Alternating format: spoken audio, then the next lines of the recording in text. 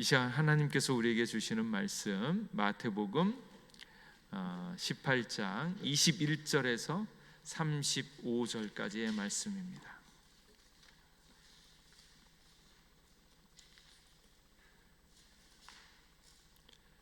신약성경 30면에 있습니다.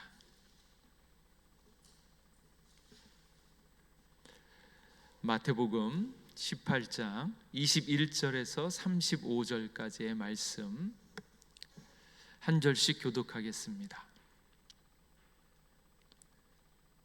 신약성경 30면 마태복음 18장 21절입니다. 제가 먼저 받들어 읽겠습니다.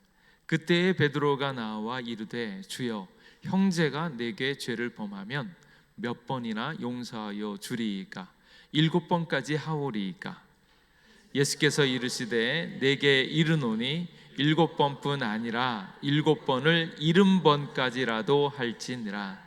그러므로 천국은 그 종들과 결산하려 하던 어떤 임금과 같으니, 결산할 때에 10,000달란트 빚진 자 하나를 데려오매 갚을 것이 없는지라 주인이 명하여 그 몸과 아내와 자식들과 모든 소유를 다 팔아 갚게 하라 하니, 그 종이 엎드려 절하며 이르되 내게 참으소서, 다 갚으리이다 하거늘 그 종의 주인이 불쌍히 여겨 놓아 보내며 그 빚을 탕감하여 주었더니, 그 종이 나가서 자기에게 100데나리온 빚진 동료 한 사람을 만나 붙들어 목을 잡고 이르매 빚을 갚으라 하매, 그 동료가 엎드려 간구하여 이르되 나에게 참아 주소서, 갚으리이다 하되 허락하지 아니하고 이에 가서 그가 빚을 갚도록 옥에 가두거늘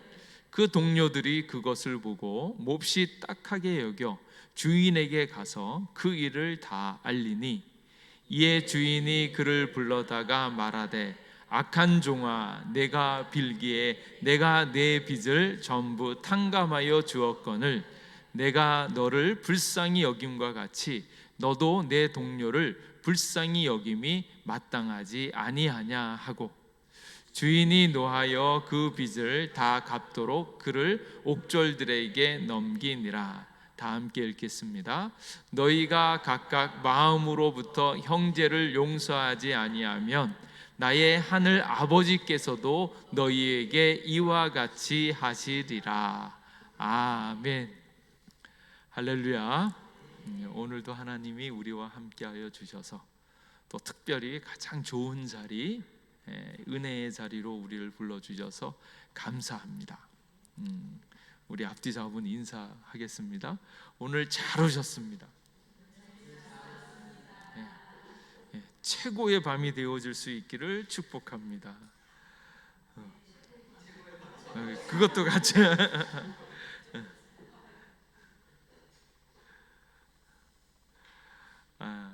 오늘 잘 오셨습니다. 주님을 만나는 시간, 말씀을 듣는 시간, 기도하는 시간이 참 평강하고 기쁘고 즐거운 시간 누릴 수 있기를 축복합니다. 무언가 막 열심히 기도해서 무언가 얻어내고 막 그런 것이 아니라 있는 자체만으로도 우리의 마음의 소원과 영의 간구를 알고 계시는 하나님께서 우리를 기뻐 받으시고 또 이 시간 다 응답하여 주실 줄 믿습니다. 근데 그게 은혜의 마음이에요. 어떻게 보면 세상에서 힘들고 어려운 일들, 불순종한 일들, 잘하지 못한 일도 많지만 주님을 찾고 의지하면 하나님께서 우리의 한 것들, 우리의 부족한 것들, 그런 거 다 보지 않으시고 우리의 신앙의 상태라든지 또 우리가 얼마나 온전하지 못한가, 또 얼마나 많이 못했는가 전혀 보지 않으시고 언제든지 우리를 용납하여 주시고 새로운 은혜를 보여주실 줄 믿습니다. 근데 그것 때문에 얼마나 이 시간이 좋은지요. 그래서 주님과 함께 있는 시간을 누리기를 간절히 원하는데, 이제 그 마음을 온전히 가지고 있으면 오늘 있는 이 용서의 말씀이요, 용서가 가능해집니다. 너무너무 이 용서에 대한 말씀이 귀한 것은 무엇인가 하면 1만 달란트 빚진 자로부터 그 사람이 1만 달란트 빚을 탕감받았다라는 거예요. 근데 그것을 실제로 경험하면 그 다음에 있는 100데나리온, 100데나리온에 있는 사람을 용서하는 게 마땅하죠. 엄청난 몇 조 원에 가까운 돈을 탕감받은 사람이 고갓 몇 백만 원, 뭐 이 정도 얼마든지 용서하고 할 수 있죠. 그런데 이것들이 우리의 삶에서 가능한가? 그리고 이러한 일들이 나에게 어떻게 다가오고 있는가? 이해하는 거예요. 한번 생각해 보시면, 한번 이렇게 가늠을 한번 해보세요. 여러분은 예수님을 만났을 때 예수님으로부터 얼마큼 용서받은 것 같아요? 값을 한번 쳐보시겠어요? 얼마 정도로 용서받은 것 같으세요? 한번 얘기를 한번 해보세요. 도저히 가늠이 안 되시나요? 보통 웬만한 사람들 1년 연봉이 3천에서 4천 정도 되잖아요. 그 정도 용서는 받은 것 같으세요? 사실은 이제 그 정도 용서함을 받은 사람은, 진짜로 하나님께로부터 그 정도 용서를 받은 사람은 1년 정도는 연봉 안 받고 일을 해도 아깝지 않은 거예요. 제가 참 재미있는 생각을 했었는데, 교회 다니는 기독교인이 물질적으로 재정적으로 범죄를 하잖아요. 범죄를 하는 케이스가 있다고 치면, 예를 들어서 100만 원에 11조를 하는 사람, 하나님이 나를 돌보아 주셔서 너무 감사해서 100만 원 정도를 11조 할 수 있는 사람은 99만 원짜리 죄를 짓기가 어렵습니다. 값없이 100만 원을 하나님 앞에 넉넉히 드릴 수 있는 여유가 되어지는 사람은 99만 원 때문에 굳이 내가 하나님을 배반하면서 죄를 지을 가능성이 없는 거죠. 근데 이제 100만 원 정도의 11조를 하는데 어느 날 갑자기 1000만 원, 요거면 조금만 거짓말만 하면 1000만 원을 번다, 이러면 그 사람은 갈등을 할 거예요. 왜냐하면 그 사람의 믿음의 분량은 11조 100만 원이기 때문에, 내가는 기쁨으로 주님 앞에 100만 원을 드릴 수 있는데 1000만 원짜리 유혹이 오면 흔들릴 가능성이 있을까요, 없을까요? 그냥 상식적으로 생각하면 흔들릴 가능성이 있겠죠. 근데 이제 99만 원짜리의 거짓말에는 절대 안 넘어가겠죠. 그게 무엇인가 하면, 내가 하나님께 얼마나 많은 은혜를 받았는가가 우리의 신앙의 헌신이 따라오게 되어 있다라는 거예요. 그래서 그것은 거짓말을 하지 않습니다.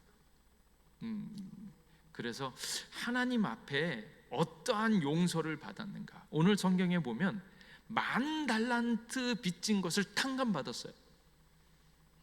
그러니까 사실은 원래대로 하면 그것을 탕감받은 사람은 당연히 100데나리온 정도는 껌이니까, 몇조 원에 대한 그 돈을 용서받았는데 몇십만 원, 이거 애들 껌값 같은 거 이거 얼마든지 용서하는 게 당연한데 그렇지 않았다라는 거예요. 이것은 뭘 말하는가? 여러분의 상태는 어떻습니까?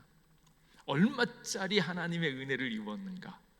얼마짜리 하나님의 복을 받았는가가 앞으로 여러분의 하나님에 대한 헌신, 봉사가 충분히 가능합니다. 그런데 왠지 주님으로부터 받은 은혜가 적으면 무슨 생각이 나요? 본전 생각이 나는 거예요. 내가 금요일날 이렇게 애를 쓰고 이렇게 왔는데 도대체 하나님은 왜 복을 안 주시나 서부터. 그러니까 하나님으로부터 은혜를 못 받은 사람은 뭐예요? 사람의 인정이라도 받아야죠. 내가 이렇게 수고하는 거 목사님이 아는가? 나를 왜 안 알아주나? 이미 한 헌신들에 대해서는 누가 갚아주세요? 하나님이 충분히 갚아주실 줄 믿습니다. 근데 그것을 경험하지 못한 사람은 자꾸 사람의 인정이라든지 사람이 알아주기를 원하는 마음으로 대치하려고 하는 겁니다. 근데 이런 상황이 되어졌을 때 우리는 무엇을 봐야 하는가?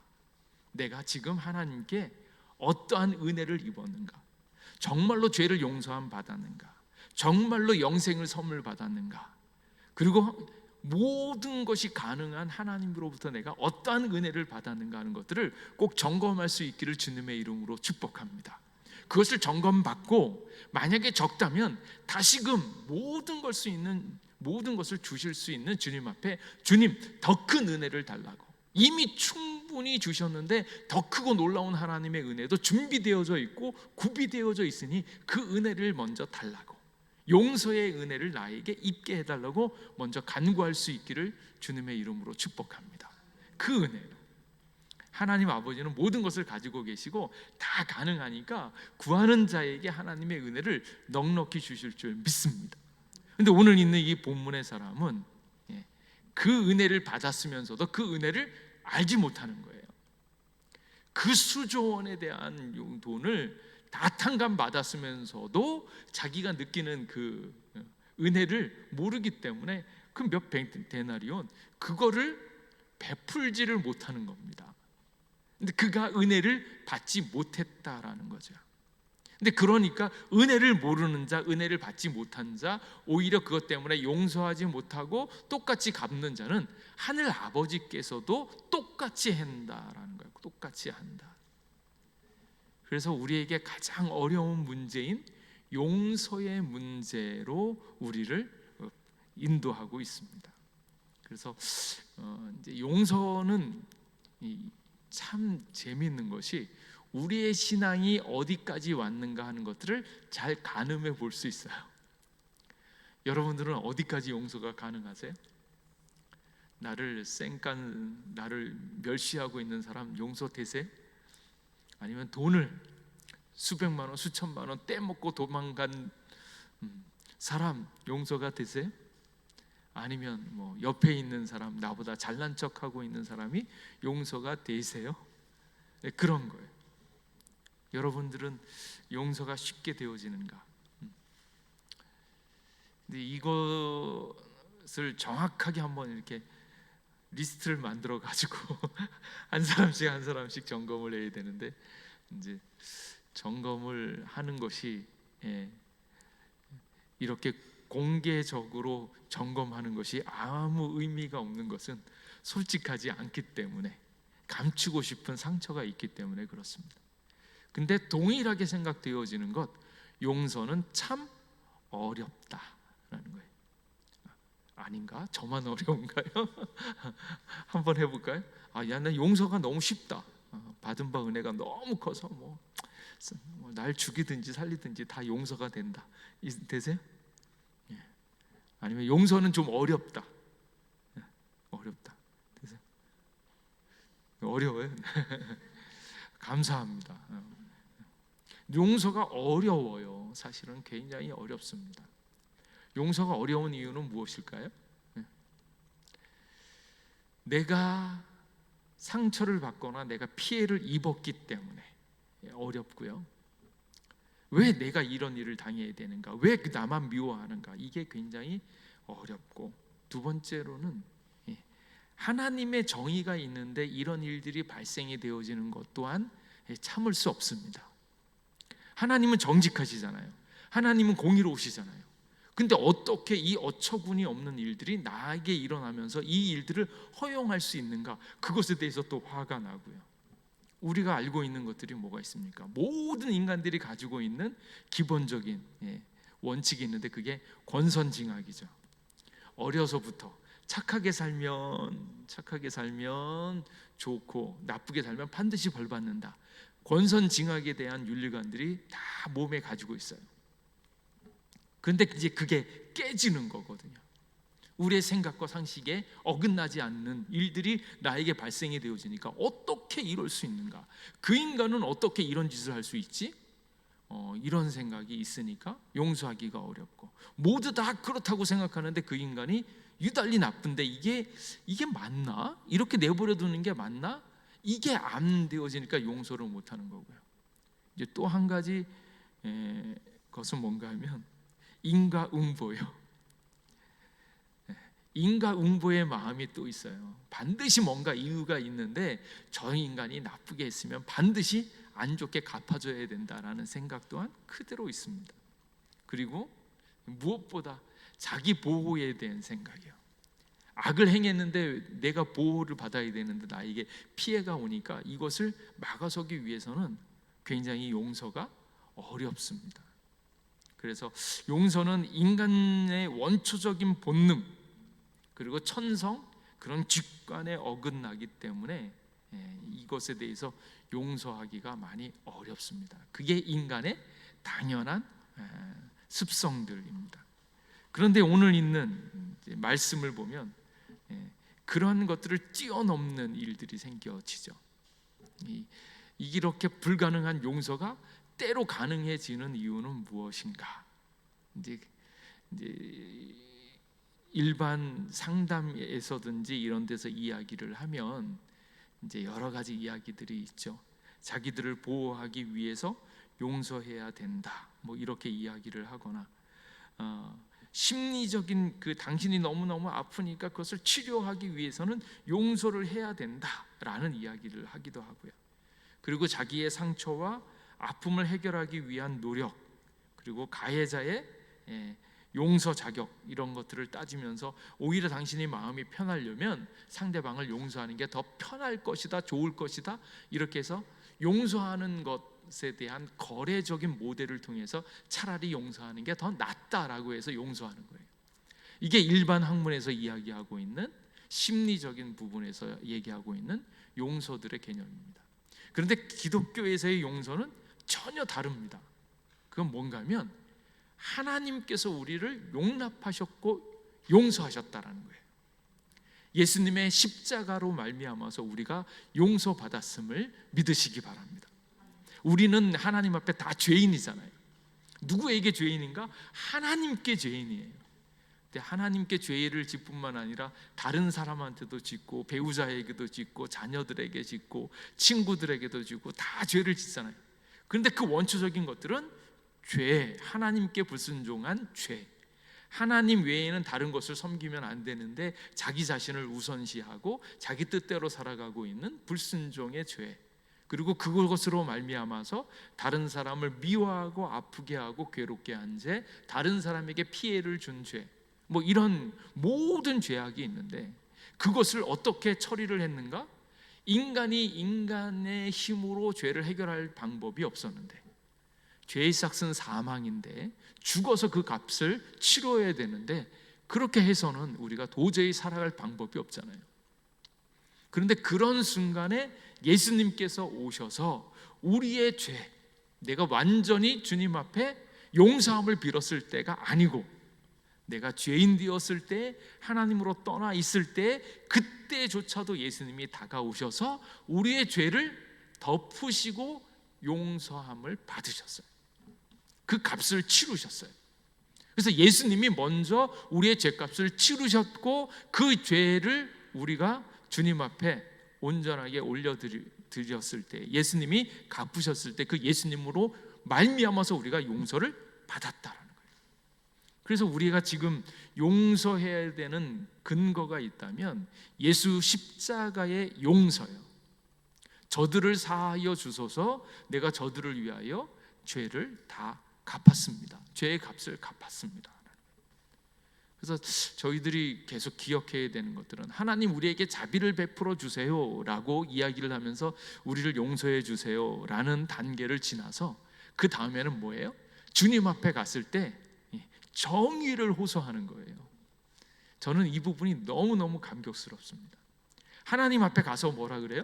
하나님 제발 우리를 자비를 베풀어 주세요, 사랑을 베풀어 주세요. 그게 아니고 딱 주님 하나님 앞에서 뭐라 그래요? 하나님의 정의를 지켜주셔서 저에게 이제는 영생의 복을 허락하여 주셔야 됩니다. 왜 그런데? 제가 죽을 죄를 졌잖아요. 제가 죽어야 되잖아요. 근데 그 죽을 죄에 누가 죽었어요? 예수님이 죽으셨어요.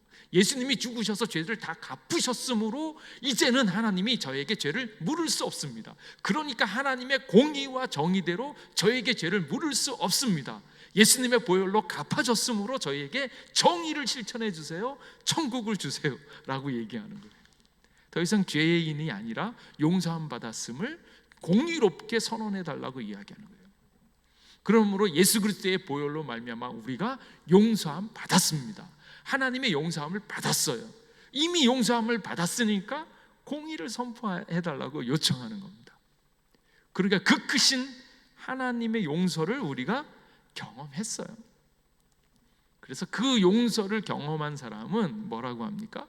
예수님이 우리를 용서하신 것처럼 예수님의 용서를 경험했다면 우리도 마땅히 용서를 실현해야 된다라는 것이 맞다라는 거예요.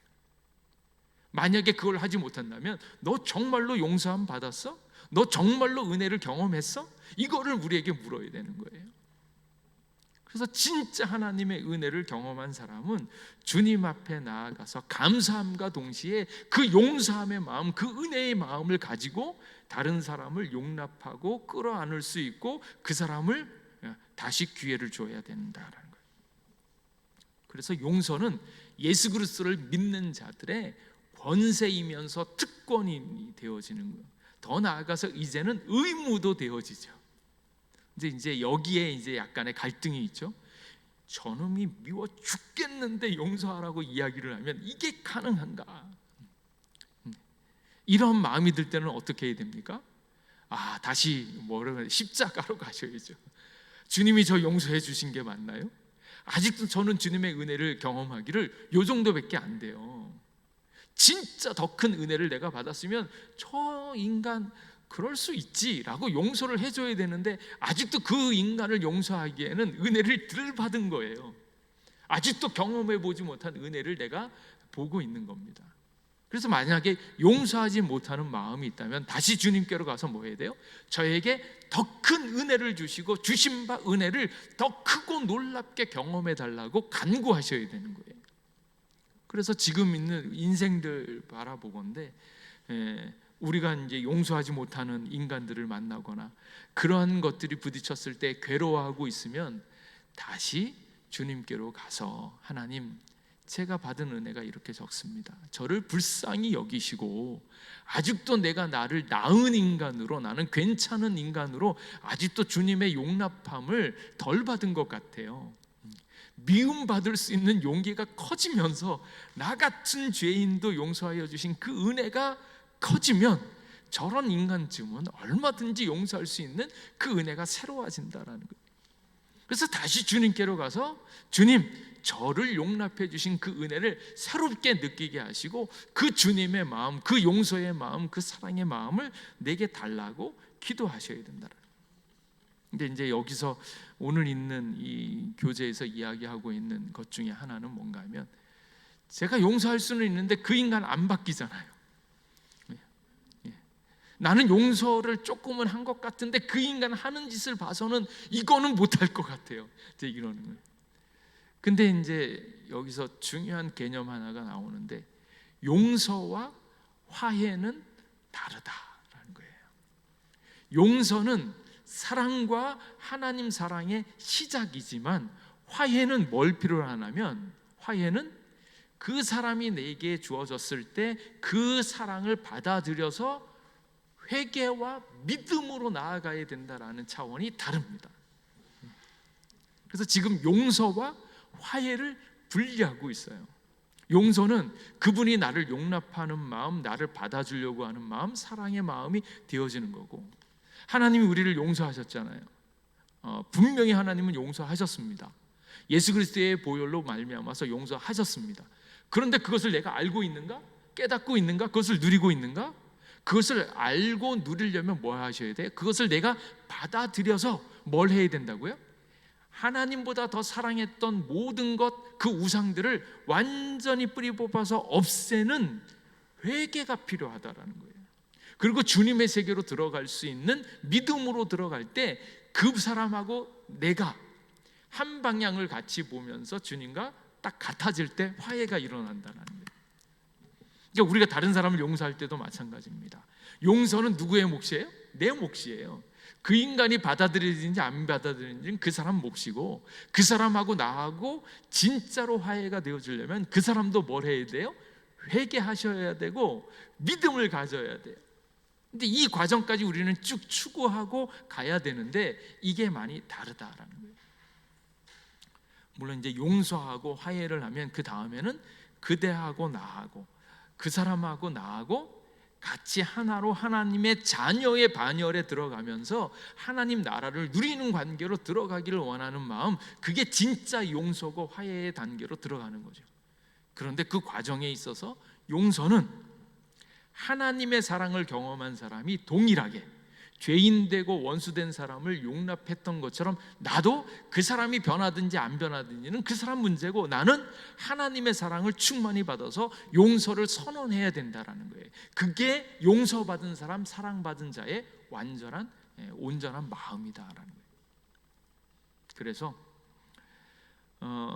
우리의 구원의 모든 공로와 영광과 찬양은 하나님께 돌리고, 하나님께서 은혜 가운데 나를 손을 내밀어 주셔서 내가 반응할 수 있어서 너무 감사하고, 근데 그 반응조차도 하나님의 은혜로 말미암아서 회개와 믿음으로 나아가게끔 해서 온전한 용서와 화해의 사건이 일어났죠. 그래서 하나님과의 평화를 누리기 위해서는 하나님과 평화, 화해를 먼저 나중에 이루어야 된다라는 것이 있습니다. 그래서 하나님은 우리의 죄를 사하시고 화해의 기회를 열어주신다. 만일 우리가 우리 죄를 인정하고 회개하면 하나님과 화목하게 되어지고 하나님과의 관계에서 기쁨과 즐거움을 경험할 수 있다. 그 경험을 확실하게 누리고 있으면 그 다음에 가능해지는 게 뭡니까? 우리도 다른 사람을 용서할 수 있다라는 거예요. 그래서 다른 사람을 용서하는 그 일들은 뭘 나타냅니까? 너가 얼마나 큰 은혜를 받았는가 하는 것을 그대로 드러내는 거예요. 다른 사람을 용서하지 못한다, 그러면 아직도 내가 은혜를 많이 못 받은 거고, 진짜 용서함을 못 받은 것이 있을 수 있다라는 거예요. 어떤 부분은 용서받았는데 어떤 거는 여전히 용서 못 받고 그것에 대해서 완전한 용납을 못 받았기 때문에 그 부분이 해결이 안 되어지는 그 일로 내가 용서받았음에 대한 경험에 대한 증표로 다른 사람을 용서하는 일이 대두가 되어지는 겁니다. 그래서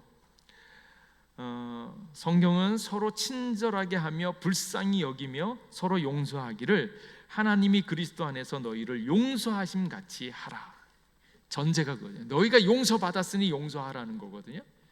네가 그냥 통뼈로 너 마음이 넓으니까, 네가 사랑이 많으니까 용서하라는 것이 아니고, 네가 하나님 안에서 용서함 받았듯이, 네가 사랑 받았듯이 형제 자매들도 하나님이 우리를 사랑하셨은즉 우리도 서로 사랑하는 것이 마땅하도다. 이게 앞뒤 전후가 분명합니다. 하나님이 우리를 사랑하고 우리를 용서하셨듯이 우리도 그와 같이 사랑하고 용서해야 된다. 그래서 다른 사람을 용서하는 것은 하나님께서 우리에게 베푸신 용서를 반영하고 확인하는 일이 되어질 것이다. 그 얘기하는 거예요. 그래서 이제 용서는 이제 복수심을 버리고 화해의 마음을 여는 것, 주님의 사랑을 시도하는 것. 그래서 용서할 때 이제 우리가 이제 용서의 세 가지 차원이 있습니다. 용서를 할 때 세 가지 차원이 있는데, 제일 첫 번째가 하나님의 용서를 받는 법. 하나님의 구원은 과거의 용서만이 아니라 미래의 용서의 기초인 칭의와 하나님께 양자되어지고 입양되어지는 것까지 그대로 받는 겁니다. 그것을 충분히 받을 때에 다른 사람이 엉터리 같잖아요. 근데 엉터리 같은 나를 하나님이 자녀 삼아 주셨어요. 그리고 또 뭐 합니까? 변하기를 기다려 주세요. 근데 그걸 알고 있으니까 우리도 뭐예요? 엉터리 같은 놈, 회개하지 않는 놈. 근데 그 사람을 용서하고 뭐 할 수 있습니까? 기다려 줄 수 있어요. 저 인간이 지금은 하는 짓이 저래도 하나님의 은혜를 알고 있으니까 언젠가는 바뀔 거야, 언젠가는 돌아올 거야 라는 기대를 가질 수 있는 거. 그래서 우리가 이제 먼저 하나님의 용서를 받는 거. 섬김을 하는 것도 있잖아요. 다른 사람을 섬기는 것도 뭐 하셔야 돼요?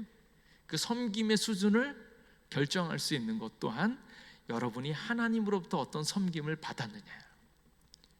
그러니까 여러분들이 형제 자매들이 있을 때 발을 씻어주고 싶은 마음이 있죠? 있으세요? 세족식을 하잖아요. 옆에 있는 사람들 발 씻어주잖아요.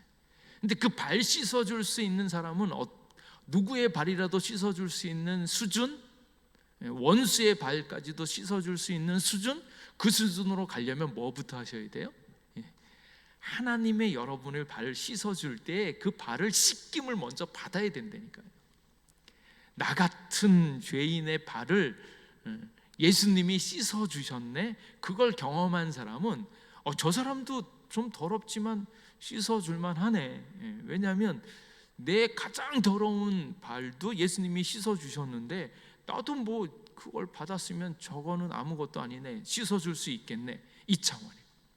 그래서 하나님의 용서를 먼저 경험하고 하나님이 내 발을 씻어주는 것, 나의 더러운 죄를 용납해 주시는 것부터 경험하고 거기를 누리고 있으면 이게 다른 사람이 이게 가능한 거예요. 그래서 향유 부은 여인이 거기 있는 그 바리새인하고 비교했을 때 누가 더 주님을 사랑하는가? 가장 용서를 많이 받은 사람이 하나님을 가장 많이 사랑하는 거예요. 그래서 스스로 의인이라고 생각하는 사람은 하나님 사랑하기가 어렵고, 나는 죄인이다, 나는 죄인이다, 쓸모없는 죄인이다, 그런 나 같은 자를 주님이 용서하여 주셨으니까 그 용서가 얼마나 큰지 그 사랑을 아는 거고요. 그러니까 스스로 나는 괜찮은 인간이야, 나는 꽤 잘 살았어, 이렇게 생각하는 순간 주님의 용납함이 적습니다. 그리고 별로 나는 뭐 바람직하게 살고 열심히 살고 주일 출석도 잘하고 착실하게 살았으니까 이렇게 자녀 되어주는 거지 뭐. 이래봬도 내가 생각할 때마다 이게 가끔은 내가 약간 열을 받는 말이, 하나님이 내가 예수 안 믿었으면 하나님이 큰 손해일 거야. 나 같은 사람을 내가 예수 안 믿었더라면 나같이 이렇게 똘똘하고 열심히 있고 잘하고 있는 사람들로부터 인정받고 있는 나 같은 사람이 예수님을 안 믿었으면 아마 예수님께 엄청 손해였을 거야, 뭐 이런 소리 하잖아요. 그래서 처음에는 그 얘기를 듣고 민망할까 봐 가만히 있다가 이제 돌이켜서 이제 하는, 야, 너 같은 놈 때문에 하나님의 은혜가 은혜되어지지 못한다. 오히려 네가 그 말 한 것 때문에 하나님이 더 큰 손해를 받는다. 하나님의 은혜가 크고 놀라운데 너가 너의 잘난 것으로 하나님의 은혜를 떨어뜨리고 있으니까, 은혜를 망가뜨리고 있는 너 때문에 오히려 하나님이 더 큰 손해를 받는다, 이 사람아.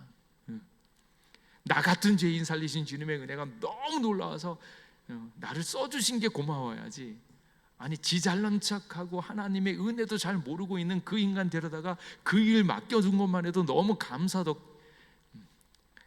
감사한데 그걸 가져다 놓고 하나님 손해라고, 하나님 손해할 거 하나 없어요. 오히려 걔 때문에 손해보고 있어. 지 잘난 척하는 것 때문에. 그러니까 의인이 용서함을 받는 게 적으니까 사랑하는 것이 적은 거예요. 그래서 우리가 지금 주님 앞에 가서 뭐예요? 나 같은 죄인 살리신, 가만히 있어도 지 잘난 척에 뭐 여러 가지 일들을 망가뜨리고 돌아치고 오히려 나 때문에 상처받고 힘들게 하는 사람들이 많아가지고 오히려 하나님의 일들을 그르치고 있는데, 교회를 그토록 오래 다녔고 직분도 그렇게 높게 받았는데 그렇게 잘못을 하고 불륜을 저지르고 그러면 하나님 얼굴에 하나님의 영광을 얼마나 망가뜨리고 있냐고요. 그러니까 하나님은 죄인 된 사람을 써서 더 큰 은혜를 주어셔서 하나님의 영광이 더 드러나게끔 약하고 부족한 자를 쓰시는 겁니다. 그리고 그런 사람들이 하나님의 은혜를 많이 경험하니까 그제서야 차고 넘치는 은혜, 그 감격적인 은혜가 내게 너무 많으니까 다른 사람을 용서하거나 다른 사람을 얘기하는 것들은 어렵지가 않아요. 너무나 큰 은혜를 받았기 때문에 수천 수조를 받았는데 옆에 사람을 위해서 점심값 내주는 게 뭐가 아깝겠습니까? 그 정도 차원이에요. 그래서 저는 이제 날마다 와서 제발 하나님 안에서 큰 은혜를 받게 해주십시오. 정말로 뭐 옆에 있는 사람들에게 밥을 사주고 옆에 있는 사람들에게 조금씩 용돈을 줘도 하나도 개의치 않을 만큼 충분한 하나님의 복을 많이 받을 수 있기를 주님의 이름으로 축복합니다. 용서도 그렇게 받으시고 발 씻음도 그렇게 받으시고 매 때마다 예배 때마다 오셔서 나의 더러운 발을 내밀고 그래서 그걸 씻어주시는 예수님의 그 사랑과 은혜를 많이 받으면 받을수록 또 다른 사람을 용서하거나 발을 씻겨줄 수 있는 힘이 생기는 거거든요.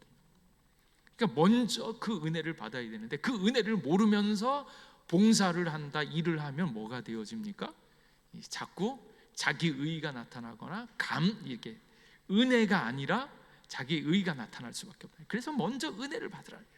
은혜를 받고 그 다음에 뭐 하셔야 돼요? 그 다음에 전도하시고 하나님의 은혜와 능력을 보여줄 수 있도록 자꾸 베풀어 주시고 봉사하시고 섬김하시고 전도하시고 내게 줄 수 있는 것은 주님의 은혜밖에 없습니다. 그래서 그 은혜를 계속 주는 거예요. 그 작업으로 나아가는 거예요.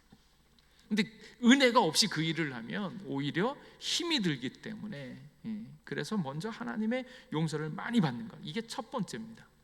두 번째는 무엇인가 하면 자기 자신을 용서하는 거예요. 자기 자신을 먼저 용납하는 거예요. 내면적으로 안의 차원으로 먼저 하나님의 용서와 은혜를 받아들이는 용납이에요. 근데 생각 외로 이게 자기 자신이 그것을 받아들이지를 못해요. 저는 세상에서 가장 불행한 사람이 누군가 하면 그 레미제라블에서 나오는 자베르 경감입니다. 자베르 경감. 너무너무 안타까워요.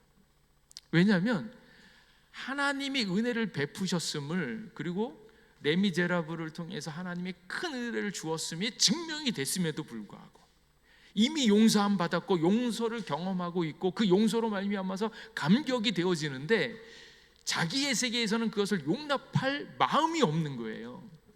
용납이 안 되어져요. 그러니까 내가 나를 사랑해야 되는 이유는 내가 괜찮은 인간이어서가 아니라 내가 엉터리였지만 하나님이 널 받아들였음을, 하나님이 널 사랑하고 있음을 그대로 내가 받아들이는 것이 나에 대한 용납인 거예요.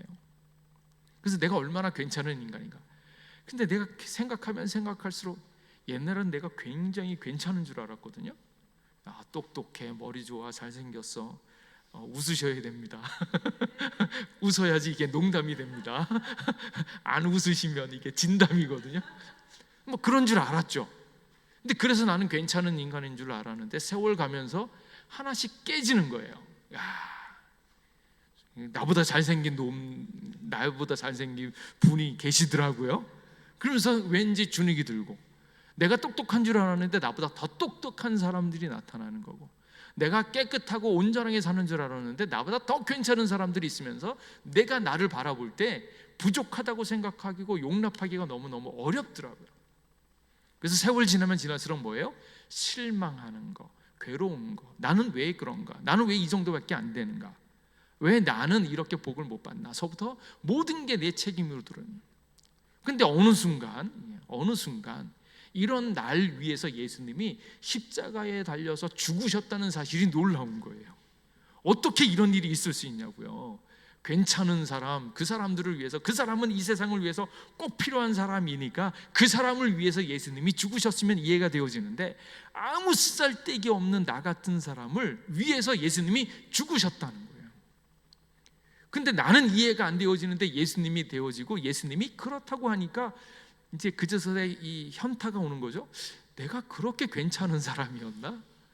예수님이 날 위하여 죽으실 정도로 내가 그렇게 괜찮고 멋있는 인간이었나?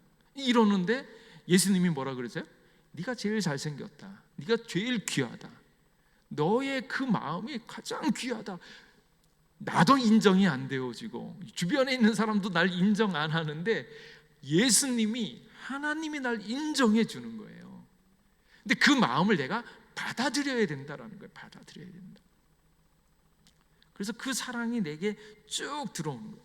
그래서 복수를 꾀하지 않고 빚은 자신이 부담하는, 근데 그 빚조차 하나님이 다 갚아주셨음을 스스로 고백하는 것부터 시작할 때, 나 자신을 볼 때 하나님이 나를 선택했고 하나님의 은혜를 끌어당기는 그 선택과 의지로 더 큰 사랑으로 도전하게 하는 나 자신을 용납하는 겁니다. 그리고 나서 그 다음에 수평적으로 화해로 넘어가는 거예요. 옆에 있는 사람이 못되고 악한 인간이라 할지라도 하나님이 날 용서해 주셨으니까, 그 용서를 받은 나이니까 나도 그 인간을 완전하지는 않지만 용서를 실현하는 거예요. 그래서 그 용서를 외부로 선언하면서 나눠주기 시작하는 거.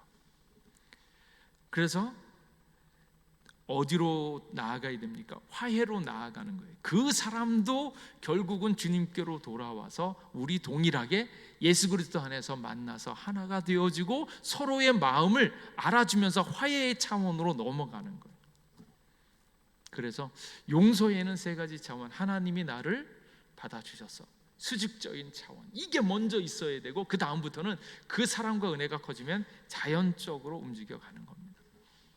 근데 여기서 용서를 할 때 많은 분들이 이제 용서가 힘드니까 뭐예요? 그냥 대충 넘어가자, 대충 넘어가자, 그냥 대충 잊어버리고 그냥 받아주자, 이렇게 얘기하는데 진짜 용서는 그런 게 아니고요. 용서에 있어서 첫 번째 단계는 무엇인가 하면 죄를 직시하는 거예요. 죄를 없이 하거나 무시하는 게 아니라 죄가 분명하게 있는 거예요.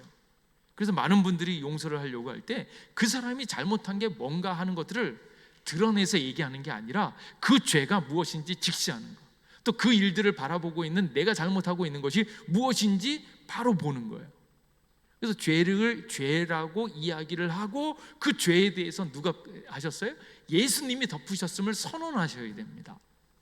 근데 이제 이것을 하기 싫으니까 또 죄악을 죄악으로 그대로 얘기를 하면 그것 때문에 아파오기 때문에 감당하기가 어려우니까 대충 넘어가자, 없는 걸로 치자. 그런데 그건 진짜 용서가 아니고요, 잠시 유보하는 것밖에 안 됩니다.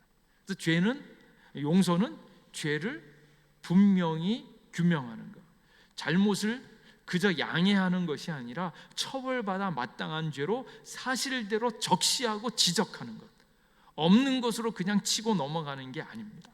죄를 분명히 인식하는 거예요. 그러면서 죄인으로서 가해자와 자신을 동일하게 여기는 거예요. 그 인간의 죄를 보는데 그것과 뭘 봐야 됩니까? 내 안에 있었던 죄를 보는 거예요. 그 사람이 죄라고 얘기하잖아요. 그러면 그 사람이 죄인인 것을 알아보고 잘 이해하는 사람은 자기 안에 있는 그 죄가 있었기 때문에 그 죄를 연상하기가 쉽습니다. 그래서 다른 사람을 이렇게 바라볼 때 다른 사람의 죄가 보이잖아요. 그 죄가 잘 보이는 이유, 제가 어떤 나쁜 인간이 있어요. 그 나쁜 인간이 뭐 돈도 삥땅 치고 불륜도 저지르고 애들도 패요. 다 나빠요. 다 나쁜 인간이에요. 욕도 잘해요. 근데 어떤 사람이 쭉 보면서 뭐라 그래요? 그 인간을 얘기할 때 가장 그 인간 굉장히 나쁜 인간이야, 그러면서 무슨 죄를 제일 처음 얘기하겠습니까? 사람들이 이게 너무너무 다른 거예요. 남자들은 뭐부터 볼까요? 어떻게 그 인간이 바람을 펴 불륜을 해, 다른 건 생각도 안 나는데 그게 왜요? 남자로서 그러한 죄를 짓기가 쉽고 그 죄에 대해서 깊이 고민해 본 사람은 그 죄가 눈에 잘 띄는 겁니다. 이제 그렇게 죄를 잘 보잖아요. 그걸 직시했을 때, 돈에 대한 잘못이 있었을 때 그것 또한 잘 들어오고, 근데 그 죄를 분명히 인지하는데 그러했던 우리의 잘못들에 대해서 어떻게 하셨습니까? 예수님이 그 죄값을 갚고 용서하셨잖아요. 그 예수님의 용서를 기억하는 거예요. 그 용서를 기억하고 그 내가 용서함 받았음을 받아들임과 동시에 그 인간조차도 그것을 용서할 수 있는 마음이 생긴다라는 거예요. 그러니까 용서할 수 있느냐 없느냐 하는 것들은 다시 우리를 주님 앞으로 가서 내가 은혜 받았는가 은혜 받지 못하였는가 하는 것을 점검하는 것이고, 우리의 은혜가 없음 또는 우리의 믿음 없는 것을 다시 점검하는 기회가 되어진다라는 거예요. 그래서 그냥 봐주고 넘어가는 것이 아니라 빚을 스스로 부담해서 가해자를 개인적인 상환 의무에서 벗어나게 하는 것, 그리고 가해 행위로 깨진 관계를 화해로 회복하려고 힘쓰는 것까지 용서에 가는 길을 이렇게 보여주는 겁니다. 그래서 이 용서를 가능케 하는 게 무엇인가? 예수님께서 여러분 자신을 용서하신 그 용서를 꼭 기억할 수 있기를 간절히 원합니다. 그 내용 안에는 크게 두 가지 힘과 능력이 있어요. 그게 뭔가 하면 내 심령의 가난함을 보는 거예요. 너도 똑같은 죄인이었다. 너도 실패했었다. 너도 아파했었다. 그런데 그 두 번째 힘은 무엇인가 하면 그럼에도 불구하고 용서하신 그 복음의 부요함이요. 그래서 예수님의 용서 안에는 우리들의 처절에 깨어져 있는 우리의 현주소를 발견함과 동시에 그럼에도 불구하고 용서하신 예수님의 부요하신 사랑을, 용서를 우리가 다시 보게 되어지는 겁니다. 그렇게 함으로 용서가 가능해진다라는 거예요. 이렇게 용서에 대해서 얘기를 했으니까 이제 다 용서하실 수 있겠죠? 할렐루야. 아멘 하셔서 너무 감사한데 사실은 그렇지 못한 우리들의 현실을 보죠. 끊임없이 도전이 있습니다. 그때마다 어떻게 해야 되는가? 다시 복음 앞으로, 다시 예수님 앞으로. 이런 죄인을 용서하여 주신 그 은혜가 점점 크게 느껴지고 크게 경험되어지기를 기도할 수 있기를 바라고, 그리고 그 사람을 바라보건대 그 사람의 죄를 보면 뭐가 있어요? 그 사람의 죄가 나에게도 있다는 거. 어떻게 살펴보면 그 사람의 죄가 나보다 크지 않다라는 것 또한 발견하게 되어집니다. 그래서 그 사람이 나에게 한 일을 생각하면 절대로 용서할 수 없다 이렇게 얘기하면 어떤 의미를 가지고 있는가?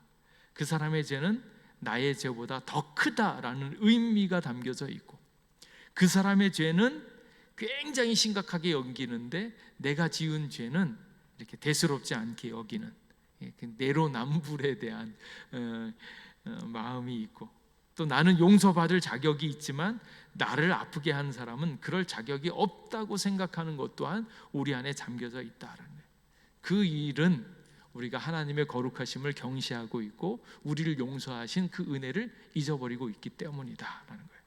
그래서 다시 주님 앞으로 나아가면 하나님께서 용서할 수 있는 그 의미와 그 힘들을 우리에게 더하여 주실 줄 믿습니다.